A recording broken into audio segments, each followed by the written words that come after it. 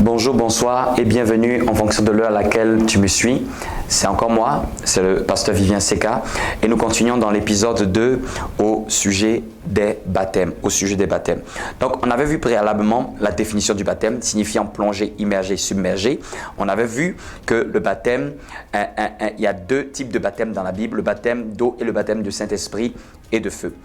Une fois qu'on a compris cela, nous allons voir encore autre chose. Pourquoi faut-il se baptiser? Il est écrit par exemple dans Marc 16, 16, celui qui croira et qui se fera baptiser, je paraphrase, sera sauvé. Celui qui croit, on avait vu d'abord, bien avant le croire, on avait vu repentance avant. On avait vu la repentance, on a vu après la repentance. Il faut croire et après, celui qui croira sera baptisé. Celui qui croira et qui sera baptisé sera sauvé. Sera baptisé, sera sauvé. Tout ça pour être sauvé. Dans Marc 16, 16, c'est ce qui est dit. Celui qui croira et qui sera baptisé. La Bible suppose que la personne a eu le temps de se repentir. Parce qu'en réalité, il ne peut pas avoir de véritable foi, de véritable croyance si on ne s'est pas repenti. On ne peut pas croire au message de Jésus si on ne s'est pas repenti. Parce que le message de Jésus nous demande de sortir d'un système.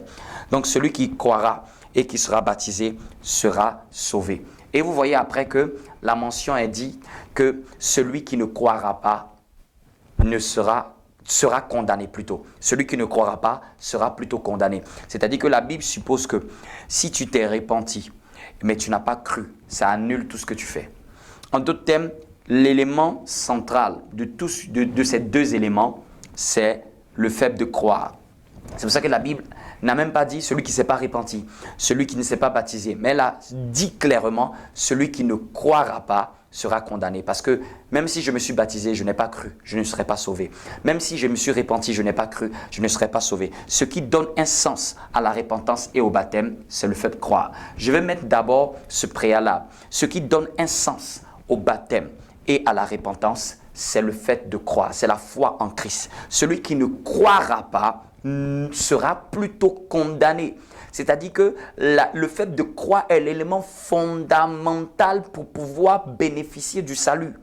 Très fondamental. Je peux m'être repenti. Seigneur, je te demande pardon pour mes péchés. Mais si je n'ai pas cru, parce que quand tu crois, la foi se manifeste par les œuvres. On va voir des œuvres dignes d'une bonne repentance. Si je dis que j'ai laissé mon ancienne vie, je vais le voir dans ce que je crois. Si je crois en Jésus-Christ, ça va se voir. Au fait, la croyance ne peut pas être cachée. La croyance est manifeste. Si je me suis vraiment repenti et que j'ai cru, ça va se voir dans mes œuvres, ça va se voir dans mes actions, ça va se voir dans mon changement, ça va se voir dans ma volonté de bien marcher et de pouvoir prendre soin de la qualité de ma marche. Donc je veux mettre un préalable. Le baptême ne sauve pas, seul ne sauve pas.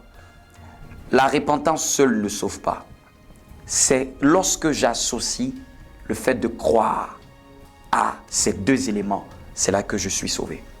Si tu t'étais baptisé et tu n'avais pas cru au préalable, tu as fait qu'un bain. Si tu as cru et que tu n'étais pas encore baptisé, c'est le moment maintenant d'ajouter. Parce que le verset nous a dit, celui qui croira et qui sera baptisé. Le verset aurait pu se terminer en disant, celui qui croit sera sauvé. Mais le verset nous a dit, celui qui croira et qui sera baptisé. C'est parce que la Bible suppose que quand on croit, la croyance, le baptême est la conséquence du croire. Ce que je peux te donner comme définition, le baptême est la conséquence de notre foi. Est la conséquence, une définition simple. Parce que je comprends que je suis sauvé par le fait que j'ai cru et après je me suis baptisé. Donc le salut est la manifestation de ma croyance plus le baptême. Donc le baptême n'est que la conséquence, ça c'est de manière logique, de manière claire, de manière simple. Le baptême est une conséquence de ma foi. Si tu as cru en Jésus, le baptême n'est que la conséquence. Elle vient fermer la boucle de ce que tu as fait en esprit. Amen. Et je vais partager encore aussi des versets. Pourquoi aussi il faut se baptiser? Il faut aussi se baptiser parce que Jésus lui-même s'est fait baptiser. Jésus lui-même s'est fait baptiser. Il est venu voir Jean-Baptiste et il s'est fait baptiser. Si tu dis que tu es disciple de Jésus-Christ de Nazareth, tu ne peux pas, un disciple, on reconnaît un disciple parce qu'un disciple a un maître.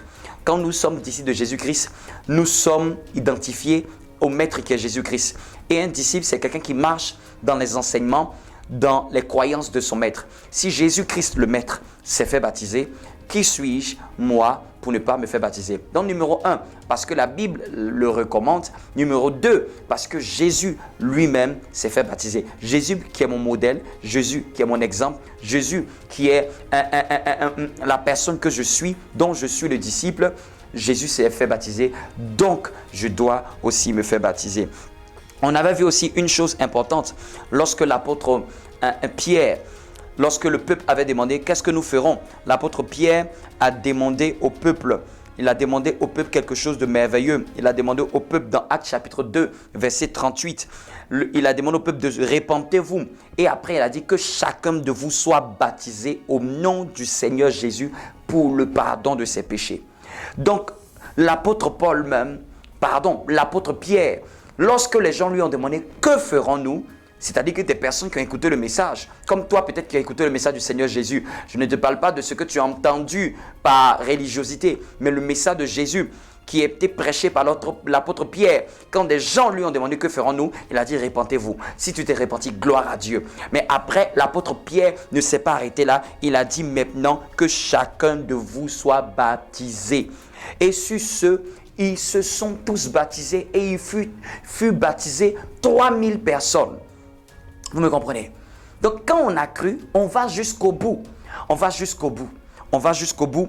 Donc, je voudrais te faire comprendre cette notion fondamentale. 1. Parce que la Bible recommande, Marc 16, celui qui croira et qui sera baptisé sera sauvé. Donc, le baptême est inclus, est compris comme quelque chose qui fait partie de mon salut. C'est un ingrédient, c'est un package qui est à l'intérieur. Donc, Dieu considère que quand j'ai cru, je dois suivre. Au fait, c'est pour ça qu'on n'a pas dit que celui qui sera baptisé et qui croira. Mais c'est parce que la Bible considère que vous devez croire d'abord. Si quelqu'un n'a pas cru, ça ne sert à rien. Mais quand quelqu'un a cru, il pose des actes. Donc si j'ai cru, une croyance est dans le cœur. Mais où sont les actes qui vont apporter les preuves de cette croyance? Et c'est là que le baptême suit. Le baptême est l'acte que je pose pour prouver que j'ai cru. Pour prouver que j'ai cru de mon vivant, pour prouver que j'ai cru de manière publique. C'est un témoignage public de ma foi, un témoignage devant les cieux, devant la terre. C'est un témoignage. C'est pour ça que ce n'est pas nous-mêmes qui nous baptisons, mais pour le baptême d'eau. Pour le baptême d'eau, nous sommes en train de parler ici du baptême d'eau. Je précise, nous sommes en train de parler ici du baptême d'eau. On aura une autre rubrique que nous parlerons du baptême du Saint-Esprit de feu. Mais ici, je suis en train de mettre l'accent sur le baptême d'eau. Donc, le baptême d'eau, personne ne se fait le baptême d'eau. Le baptême d'eau, quelqu'un doit te baptiser. Quelqu'un doit t'immerger. Amen. Et une chose aussi qui était importante, c'est que on ne peut pas dire, aujourd'hui il existe des adages qui disent baptême par immersion ou baptême par immersion ou baptême par aspersion. On entend souvent parler de cet adage qui dit baptême par aspersion, baptême par immersion. En réalité, c'est un langage pour mettre un peu de différence. Mais en réalité, baptême déjà veut dire immerger. C'est comme si nous sommes en train de dire immersion par immersion et immersion par aspersion. Par exemple, dans la foi protestante évangélique, nous respectons le sens du mot baptême. C'est vrai que dans d'autres foi chrétiennes, il est fait juste mention de verser de l'eau sur la tête. Mais dans la foi évangélique et protestante, nous croyons que le baptême doit être respecté. Et plus tard, je vais vous expliquer le sens spirituel de cela. le sens spirituel. Parce que la compréhension du sens spirituel est très importante de comprendre le pourquoi de l'immersion. Si j'entends, je dis baptême veut dire immerger, je ne peux pas être en train de dire immerger par immersion. C'est de la tautologie.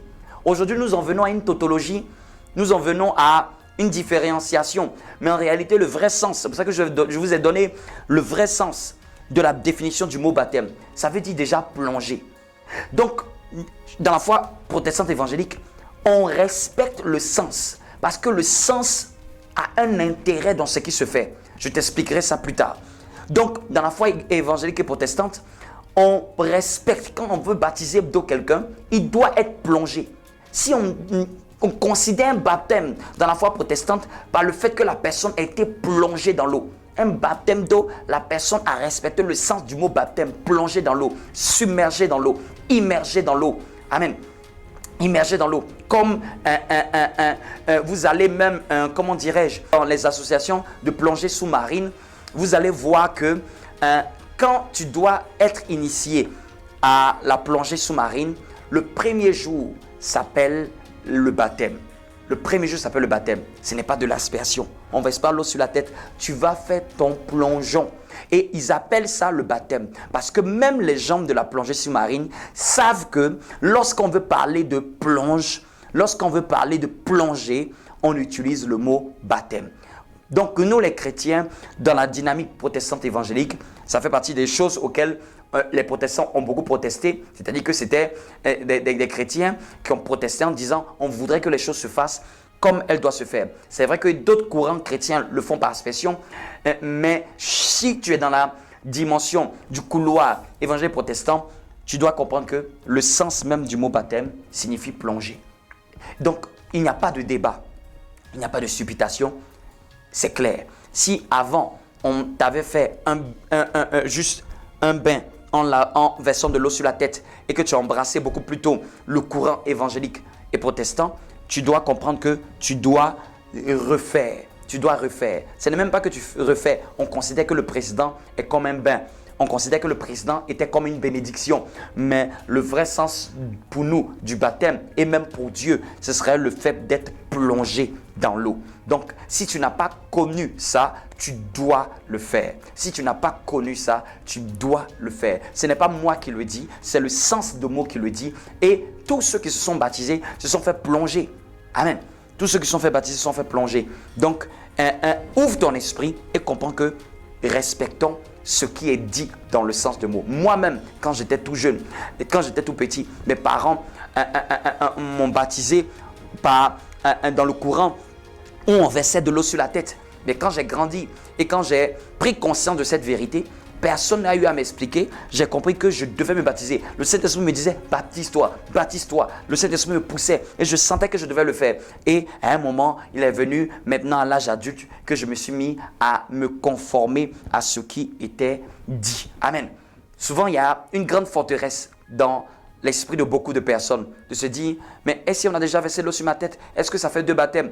Peut-être ça fait baptême dans le courant chrétien dans lequel tu es. Mais si tu embrasses plus le courant, et tu veux marcher, ce n'est même plus une question de courant protestant, mais si tu veux respecter le sens de la parole de Dieu, tu dois faire un baptême dans la manière dont on te plonge. Ce n'est même plus une question de protestant évangélique, c'est juste une question de je veux respecter la parole de Dieu. Et si tu as un doute, demande au Saint-Esprit, prie, demande au Saint-Esprit, est-ce que je dois faire? Est-ce que tu trouves que je dois faire? Le Saint-Esprit te convaincra comme il m'a convaincu. Tu es béni au nom de Jésus. Amen.